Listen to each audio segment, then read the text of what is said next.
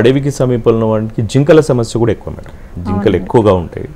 So అది ఏ విధంగా పంటపై దాడి చేస్తుంది, వాటిని ఏ విధంగా కంట్రోల్ చేయాలి? మన తెలంగాణలో చూసుకుంటే కృష్ణ జింకలు ఉన్నాయండి. ఈ కృష్ణ జింకలు కూడా కొన్ని రకాల ప్లేసెస్లో మాత్రమే ఉన్నాయి. మనకు గద్వాల, జోగులాంబ, గద్వాల, నారాయణపేట డిస్ట్రిక్ట్లో, అదేవిధంగా మనకు దేవరకొండ ప్రాంతాల్లోనూ, సంగారెడ్డి జిల్లాలోను, ఆదిలాబాద్ జిల్లాలోనూ కొన్ని ఉన్నాయి.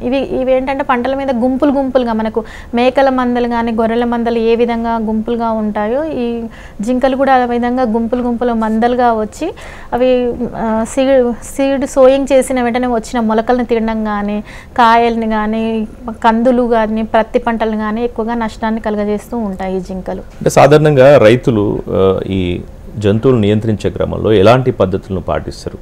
అంటే అవన్నీ వర్కౌట్ అయితే ఎట్లాంటి చేయాల్సి ఉంటుంది?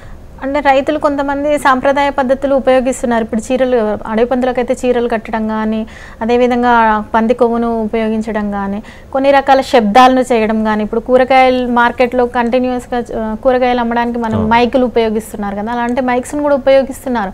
కానీ వీటికి ఏంటంటే తొందరగా అలవాటు పడే అవకాశం ఉంటుంది.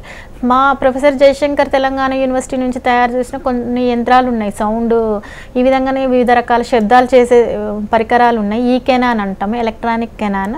ఇందులో ఏంటంటే దాదాపు 51 రకాల శబ్దాలు ఉంటాయండి. ఇది అడవి పందులకు నైట్ టైం ఉపయోగించి అడవి పందులను కంట్రోల్ చేసుకోవచ్చు. పొద్దున వేళలో మనకి సాయంత్రం వేళలో మనకి పక్షులు సమస్య ఉంటుంది కాబట్టి ఆ టైంలో పక్షులకి బెదరగొట్టడానికి ఉపయోగించుకోవచ్చు.